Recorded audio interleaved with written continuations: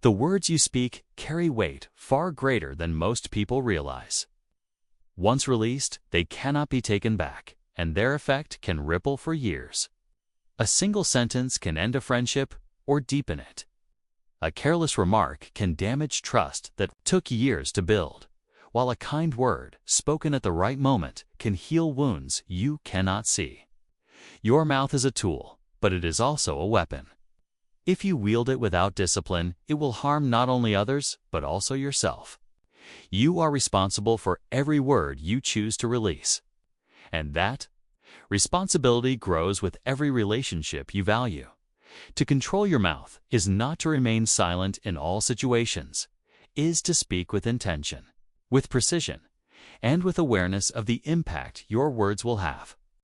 This requires patience because the instinct to respond quickly, especially in moments of frustration or anger, is strong. In those moments, your mouth will often move before your mind has caught up. That is when damage is most likely to happen. Training yourself to pause, even for a heartbeat, gives your mind the chance to take command before your emotions push harmful words into the world. There is a simple truth. The more power you have over your tongue, the more respect you will have. From others, people trust those who do not speak impulsively. They feel safe around those who choose their words carefully because they know they will not be cut without cause. And just as a sword is sharpened before it is used, your words must be shaped before they are spoken. The right choice of words can turn conflict into understanding, confusion into clarity, and hostility into cooperation. This control is not only for the benefit of others, it is for your own peace as well. Every argument that escalates unnecessarily, every relationship that suffers from harsh words creates tension inside you. This tension drains energy, clouds judgment, and distracts you from more important matters. But when you learn to hold your tongue until your mind is ready, you avoid needless battles and conserve your strength for challenges that truly matter. To master your mouth is to understand that silence can be more powerful than speech. There are times when saying nothing protects more than any explanation could. Silence can give space for emotions to settle, for thoughts to form, and for truth to become clear. It is not weakness to hold back. It is the mark of someone who values peace over pride. Over time, this habit becomes a natural part of how you live. You no longer feel the need to win every conversation, to prove every point, to answer every sir, every provocation. You speak less, but when you do speak, your words carry authority. Your mood is like the weather of your inner world. Some days it is bright, clear, and calm. Other days, clouds gather and storms begin to form. The mistake many people make is believing they are powerless against this weather, that moods simply arrive and take control without permission. But the truth is, while you cannot always choose how you feel in a given moment, you can always choose how you respond to those feelings. This is the difference between being ruled by your emotions and ruling over them. When your mood is unstable, every decision becomes harder. Words are spoken without thought, actions are taken without reason, and problems are magnified far beyond their true size. An emotional storm does not just stay inside, spills into your relationships, your work, and even your health. The energy you carry affects the people around you. If you let anger, frustration, or sadness dictate your actions, you create ripples that can damage both yourself and others. But when you learn to anchor yourself, even as emotions rise, you become like a mountain in the wind and moved, steady, and reliable. The key is not to suppress emotion, but to observe it without letting it become your master. When a strong feeling appears, imagine it as a cloud passing through the sky. If you stare at the cloud and believe it will never move, you will become trapped. But if you recognize it as temporary, you give yourself the space to choose your next action with clarity. This requires practice. The first instinct in a storm is to act immediately, to defend, to attack, to escape. But strength lies in the pause. That pause is where the storm loses its power over you. In this pause, you ask yourself, if I act now, will this decision serve me tomorrow?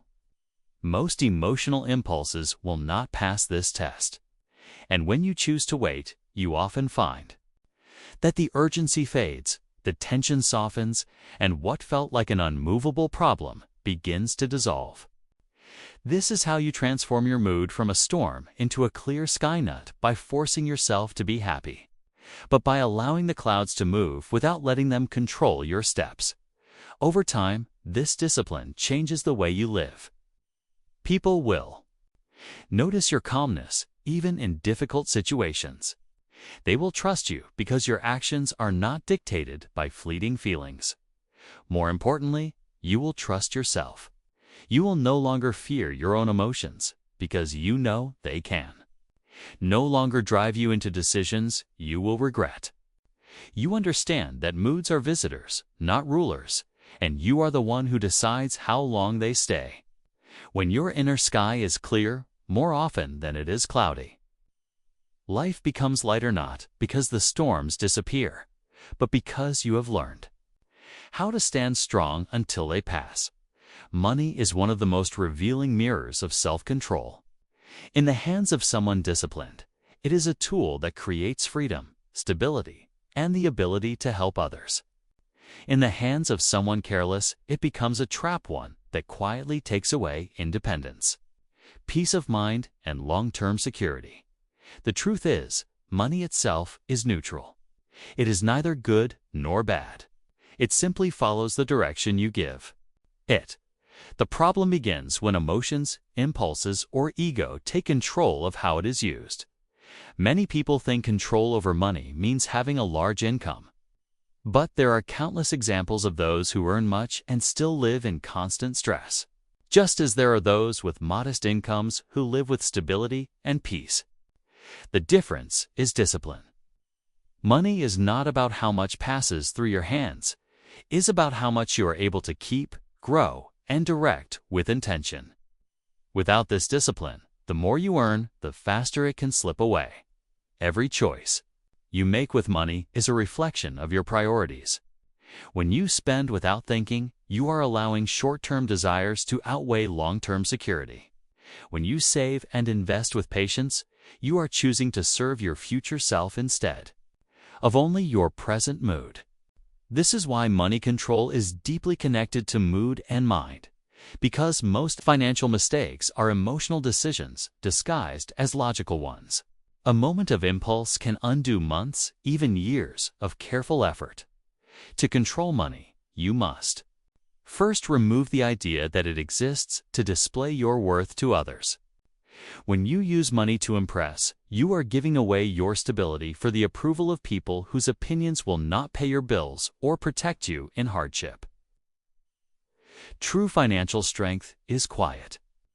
It does not need to be shown, it needs to be sustained. And sustainability comes from knowing exactly where your resources go and why. A simple rule is to treat money as a loyal but limited servant. It will do what you tell it, but only if you give it clear orders. That means creating boundaries, setting aside a portion for saving before spending, and making a plan for its use that aligns with your values. This is not about living without joy. It's about choosing joy that does not come at the cost of that does not come at the cost of your future. Over time, disciplined use of money creates a different kind of wealth, peace of mind. You sleep better because you are not weighed down by debt. You make decisions more freely because you are not trapped by financial pressure. You can help others without harming yourself. And you no longer chase money in desperation because it's already working for you, quietly, patiently, and consistently. In this way, money becomes a tool of freedom, not a chain that binds you. Your mind is the command center of your life. Every choice, every word, every action begins as a thought. The problem is, most people allow their minds to run without guidance, like a powerful horse pulling a carriage without a driver. It moves fast, but the direction is uncontrolled. When the mind is left to wander without discipline, it becomes a master that can lead you into doubt, fear, distraction, and regret. But when you take charge, the mind transforms into a servant, one that obeys, focuses, and works in harmony with your goals. An undisciplined mind is constantly reacting. It chases every distraction, believes every fear, and entertains every doubt. It lives in the past, replaying old mistakes, or in the future, imagining problems that may never come. In this state, the mind is not serving you, it is using you. It consumes your energy with thoughts that weaken instead of strengthen, until you begin to believe the lies it tells. Disciplining the mind does not mean suppressing thoughts, means choosing which thoughts are worth your attention. Just as you would not invite every stranger into your home, you must learn not to give every thought a place to live in your head. You do this by observing the thought first, asking yourself, does this thought help me, or does it harm me? If it harms, let it go. If it helps, act on it. Over time, this practice turns into a habit, and the mind begins to filter itself naturally. The mind is also deeply shaped by what you feed it. If you constantly fill it with noise, negativity, and meaningless content, it will reflect that back to you. If you fill it with knowledge, discipline, and clarity, it will provide you with sharper ideas, better decisions, and calmer responses. The quality of your thoughts is not an accident, it is the direct result of what you allow into your mental space. One of the most effective ways to make the mind your servant is to give it a clear purpose every day. Without purpose, the mind will wander to whatever feels urgent or comfortable in the moment. But with purpose, it knows where to focus its energy. This is why starting the day with intention is powerful, like setting a compass before you begin your journey. You decide where you are going, and the mind follows. When you master your mind, life changes in subtle but powerful ways. Stress no longer pulls you into panic. Challenges are approached with clarity instead of fear. You stop wasting energy on what you cannot control and focus fully on what you can. The mind stops being an enemy to overcome and becomes the strongest ally you have. And in this alliance, you move forward not as someone constantly battling themselves, but as someone in full command of their greatest tool: mouth, quod, money, and mind. And the surface, they seem like four separate areas of life. But if you look closely, you will see they are deeply connected, each one influencing and shaping the others in ways most people never realize. When you control one, you make it easier to control the rest. When you lose control of one, the others are often pulled down with it. Consider the mouth. The words you speak are often shaped by your mood, which is shaped by the state of your mind. A restless mind filled with negativity can produce an irritated mood, which then spills out through your words. Those words can damage relationships, which in turn can affect your money, your opportunities, and your mental peace. What began as a single, undisciplined thought can ripple out to harm every area. The same is true for money. Financial stress can sour your mood, make your mind restless, and push your mouth to speak out of frustration. When money is used without wisdom, it does not only harm your bank account, it harms your relationships, your focus, and your inner stability. But when you handle money with clarity, you remove a source of pressure that allows your mood to stay calm, your words to be kinder, and your mind to remain focused on what matters. Mood is the bridge between the inner and the outer. It is how your inner thoughts meet the outer world. A bad mood can lead you to spend recklessly, speak carelessly, and make decisions that cost you more than money. A good mood, rooted in a disciplined mind, can make even difficult situations easier to navigate. This is why protecting your mood is not about pretending to be happy, is about managing your mind, so that your emotions do not control you. And then there is the mind, the source of it all. When the mind is disciplined, the mouth speaks with purpose, the mood remains steady, and money is handled wisely. When the mind is weak, all the other areas follow into disorder. This is why all four controls are really one control, the control of self. Each area is a reflection of your inner state. The outer results you see are simply the shadows of the discipline, or lack of discipline, within you. To strengthen this connection, you must approach all four with the same level of awareness. You cannot master one and neglect the others, because imbalance in one will eventually weaken the whole. Instead, think of these four as the four legs of a table. Remove one, and the table cannot stand. Strengthen all four, and you have a foundation that can hold the weight of whatever life places upon it. When you begin to live with this awareness, discipline stops feeling like a restriction and starts feeling like freedom. You are no longer pulled in different directions by your words, emotions, spending, or thoughts. They move together in harmony, serving the same purpose: your growth, stability, and inner peace. Discipline is not built in a single moment of motivation. It's built in the small, repeated actions you take every day. Controlling your mouth, mood, money, and mind requires daily practice, not occasional effort. Think of it like training a muscle. The more consistently you exercise it, the stronger it becomes. The less you use it, the weaker it gets to control. The mouth, start with intentional pauses before you speak. This is a simple habit, yet one of the most powerful. Before replying to someone, take one breath. In that single breath, ask yourself, will what I'm about to say help or harm? If it helps, speak. If it harms, stay silent. Over time, this single pause can transform the way people see you, because your words will carry more weight and wisdom. To fourth a mood, begin with the practice of morning alignment. Before you check your phone, open your emails, or face the demands of the day, take a few minutes to set your emotional state. This could be through meditation, slow breathing, gratitude reflection, or even a short walk. The goal is to begin the day in control of your energy, rather than letting the first stressor you encounter decide it for you. When it comes to money, the practice is awareness before action. Each time you are about to spend, pause and ask, is this a need, a want, or a waste?